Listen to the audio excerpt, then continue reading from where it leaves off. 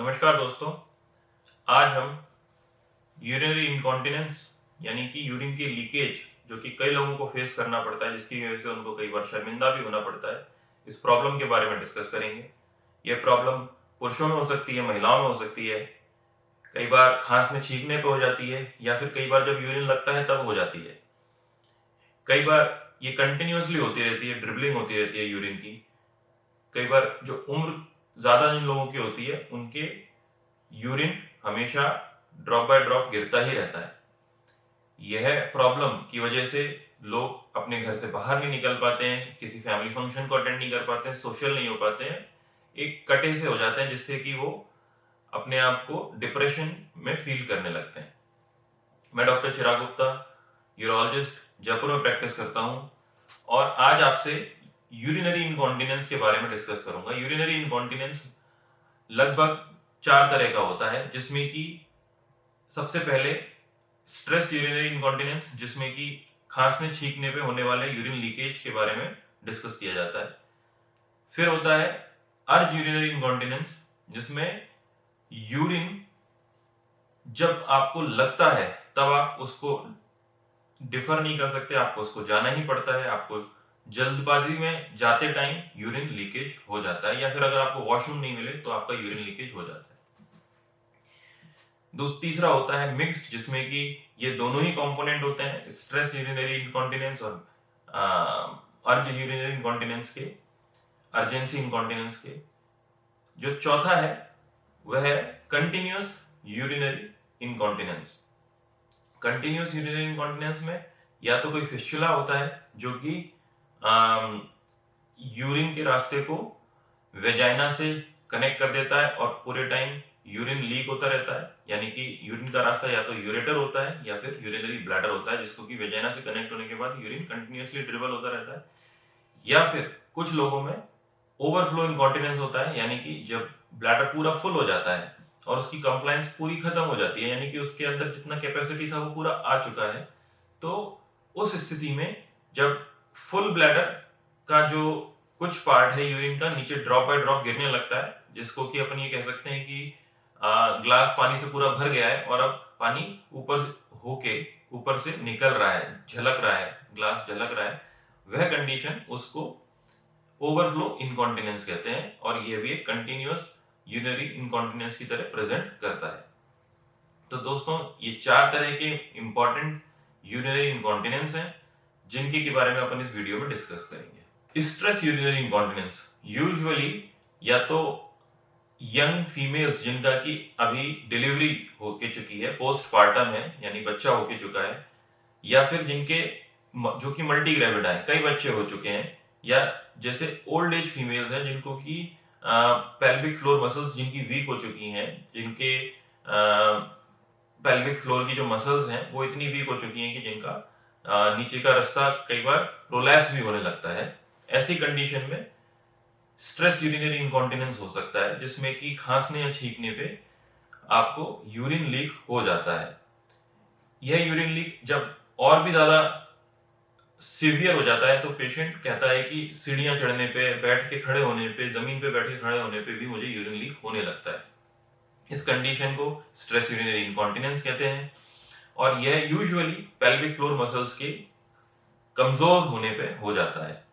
इस कमजोरी की वजह से या तो यूरेथ्रल हाइपरमोबिलिटी हो जाती है, यूरेथ्रा अपनी जगह से मूव कर जाता है जब खांसना छींकना होता है, या फिर जो मसल्स हैं, इंट्रिंसिक मसल्स हैं, वही वीक हो जाती हैं। इस कंडीशन में करना क्या है?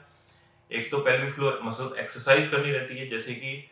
कीगल्स एक्सरसाइज होती है, जिसमें आप अपनी पेल्विक फ्लोर मसल्स को कॉन्ट्रैक्ट करके उसको मजबूत बनाते हैं, जिससे कि जब भी जरूरत पड़े तो वो मसल्स कॉन्ट्रैक्ट हो सकें और खांसने या छींकने जैसी कंडीशन में, जिसमें कि एब्डोमिनल कैविटी का जो प्रेशर है, जो पेट के अंदर का प्रेशर है वो बढ़ता है, तो उसके अगेंस्ट यूरिन लीक ना हो उसके लिए पेल्विक फ्लोर मसल्स कॉन्ट्रैक्ट करते हैं। दूसरा तरीका यह है कि अगर यह सिंपल एक्सरसाइज वाली जो है चीज है ये आपको हेल्प नहीं कर रही है, तो इसके लिए सर्जरी की जाती है, जिसको कि स्लिंग सर्जरी कहते हैं। इसमें हम या तो बॉडी से ही एक फेशिया को लेके, यानी कि जो रेक्टस फेशिया है उसको लेके उसको स्लिंग बना के बॉडी के अंदर लगा देते हैं यूरेथ्रा के अलोंग, जिसमें कि एक ऐसी कैपेसिटी होती है कि वो यूरेथ्रल जो म्यूकोजा उसको अप्रोक्सीमेट करके रखता है, जब भी जरूरत पड़ती है तो स्लिंग की वजह से वो रास्ता बंद हो जाता है और खांसने या छींकने पे ये प्रॉब्लम्स नहीं आती। या फिर आर्टिफिशियल जैसे मैश होती हैं उसको भी लगाया जा सकता है, जिसको कि हम ट्रांस ऑपरेटर टेप या फिर ट्रांस वेजाइनल टेप सर्जरी कहते हैं, टीओटी या टीवीटी सर्जरीज कहते हैं। इन सर्जरीज के बाद पेशेंट को काफी अच्छा रिलीफ होता है और पेशेंट को इस प्रॉब्लम से पूरी तरीके से निजात भी मिल जाती है। इसके अलावा जो जो अर्ज यूरिनरी इनकॉन्टिनेंस है वह एक ऐसी प्रॉब्लम है जिसमें कि पेशेंट को एक सीवियर सेंसेशन आता है, जिसको कि वो यूरिन करने के लिए एक सीवियर सेंसेशन आता है जिसको कि वो डिफर नहीं कर सकता और यूरिन के लिए जाते समय उसका यूरिन लीक हो जाता है। इस कंडीशन में यूरिनरी ब्लैडर कई बार ओवर एक्टिव होता है, कई बार यूरिनरी ब्लैडर की जो मसल्स हैं वो हाइपरट्रोफिड होती हैं, यूरिनरी ब्लैडर नॉन कंप्लायंट होता है, यानी कि वो यूरिन जब यूरिनरी ब्लैडर में आता है तो वो रिलैक्स नहीं हो पाता और उसको तुरंत यूरिन करने की इच्छा करती है। ऐसे पेशेंट्स में कई बार इंक्रीज्ड फ्रीक्वेंसी ऑफ यूरिनेशन या नॉक्चूरिया भी देखा गया है, जिसमें कि ये जो यूरिनरी ब्लैडर की मसल्स हैं या तो वो ओवर एक्टिव होती हैं जिसमें वो कॉन्ट्रैक्ट करती रहती हैं, या फिर कैपेसिटी इतनी कम होती है कि उसको थोड़ी देर बाद ही यूरिन दोबारा लगने लगता है। इन पेशेंट्स में कई बार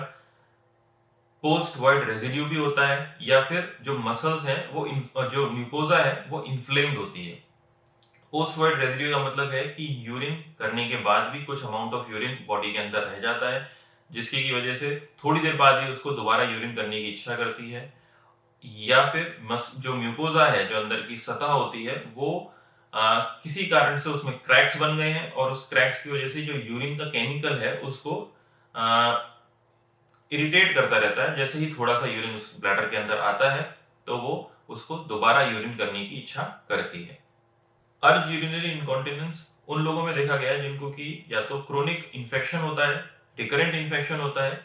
या फिर कैफीन इनटेक उनका बहुत ज्यादा होता है। कई बार उन लोगों में भी देखा गया है जिनको कि कॉन्स्टिपेशन बहुत सीवियर होता है, कई बार बार बार कॉन्स्टिपेशन होता ही रहता है, या वो उनका वाटर इनटेक जरूरत से बहुत ज्यादा है, जो कि वो बार बार यूरिन जाने की जरूरत पड़ती रहती है। कंटिन्यूअस यूरिनरी इनकॉन्टिनेंस कई बार आफ्टर सर्जरी यानी कि हिस्टेरेक्टमी के बाद हो जाता है, जिसमें कि एक फिस्चुला बन जाता है, आइदर यूरेटर से वेजाइना का फिस्चुला या ब्लैडर से वेजाइना का फिस्चुला।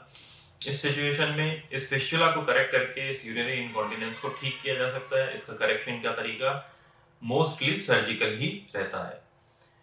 अगर पेशेंट को ओवरफ्लो इनकॉन्टिनेंस है, यानी कि continuous incontinence due to bladder full है अपनी कैपेसिटी में और उसके ऊपर थोड़ा बहुत यूरिन उसका निकल जाता है, इस कंडीशन को ओवरफ्लो इनकॉन्टिनेंस कहते हैं। अगर इस तरह का प्रॉब्लम है तो उसके लिए जो बेस्ट ट्रीटमेंट है वो ये देखना है कि उसका ओवरफ्लो इनकॉन्टिनेंस क्यों हो रहा है, ब्लैडर ओवरफ्लो क्यों हो रहा है। या तो ब्लैडर की जो मसल्स हैं वो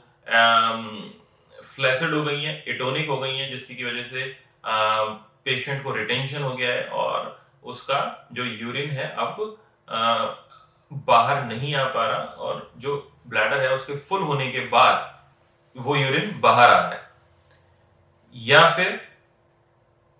जो प्रोस्टेट है वो एनलार्ज हो चुकी है, जिसकी की वजह से रिटेंशन हो गया है और अब रिटेंशन के बाद जब पूरा ब्लैडर फुल हो गया है, क्रोनिक रिटेंशन की वजह से, पेनलेस रिटेंशन की वजह से जो पूरा यूरिन फुल हो गया है, उस कंडीशन में वो यूरिन अब लीक हो रहा है, वहां से ड्रिबल हो रहा है। तो ये सारी कंडीशंस में पेशेंट को एक यूरोलॉजिस्ट से कंसल्ट करना चाहिए, जो कि कुछ बैटरी ऑफ टेस्ट कराएंगे जिससे कि आपको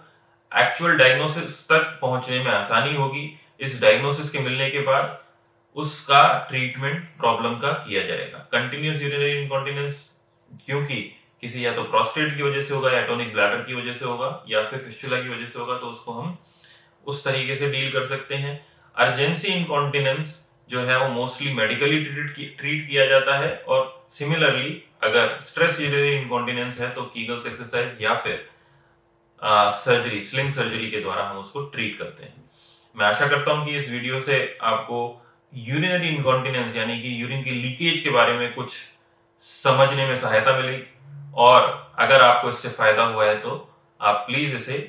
लाइक, शेयर और सब्सक्राइब जरूर कर दें, जिससे कि ज्यादा से ज्यादा लोगों को इसका फायदा मिल सके। मैं डॉक्टर चिराग गुप्ता जयपुर में प्रैक्टिस करता हूं, और अगर आपको इस तरह की कोई भी प्रॉब्लम है तो आप मुझसे डायरेक्ट कंसल्ट कर सकते हैं। धन्यवाद।